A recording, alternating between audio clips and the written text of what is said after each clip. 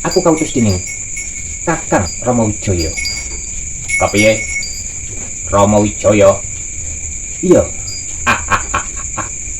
Ya. Kowe tekan kene iki ape setor nyawa ta apa?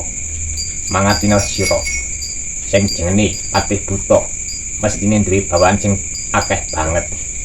Ana Buta Cakil. Siap-siap. Jan. Yen gelem tak kandhani alung bali saka papan panggonan kene. Iki ngono tinimbang kowe pecat nyawamu saka ragamu. Ya mestine kowe ku bali mung jenengmu asmamu sing bali. Yen kowe nganti mbok bacetke mlebu ngambah nganti ana ing panguwasaning Prabu dalam dosa muka.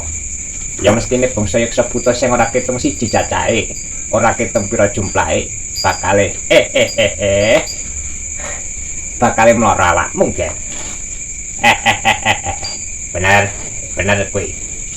Yen aku meringatno awakmu iki ya bukane aku wedi ora.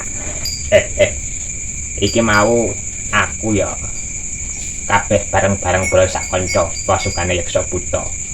Iki ngono mendukung penuh perintahipun Sang Prabu Dalem. Yen sapa wae pasukane Rama Wijaya ing ngambah nganti kene iki tentune adekane para Yeksa Buta sing duweni digdaya sing luar biasa. Ger. Ngerti dhewe. Kabeh prajurit wis tak siagake kanggo mboelani apa sing dadi mandate Sang Prabu Dalem iki mau. Sapa jenengmu, Ger? Aku Pangeran Lesmana. Lesmana. Ya. Tinimbang kowe kepengin slamet uripmu ora pecat nyawamu saka ragamu, mending bali wae saka papan kene. Ora bisa, Patih Buta.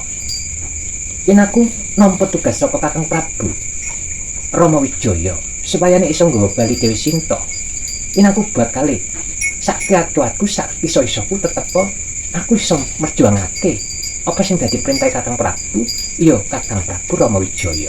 Mula saka iku senajan cacahe buta iki semen akae ora ketung siji loro telune, tapi nek aku duweni tekad bulet sing wis tak embah, wis tak niati saka atiku.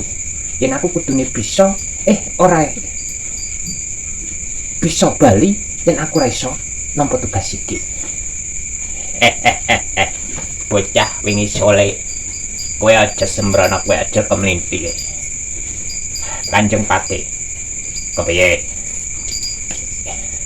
Yen musahe bocah bagus kaya kono kuwi, awake dhewe iki kan bangsa buta Yeksa.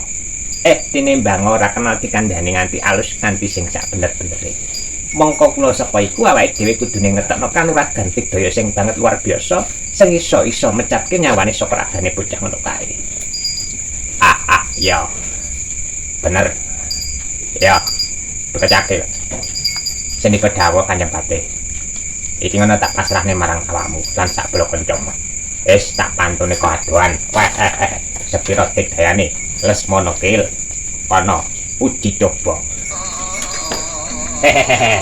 Sip. Iki ngono aku entuk mandat saka Kanjeng Patih Buta. Yen aku kudune dikon nyuji coba. Sepira digdayane Lesmana adine Rama Wijaya. Ya, Ger. Ini bang kowe gelem bali ana ing papan panggonan kene iki tentune kowe bakal cilaka lan bakal nyesel duwene yen kowe ora gelem bali saka papan kene iki. Lah, mula sapa iku Lesmana. Kepiye Buta Cakil?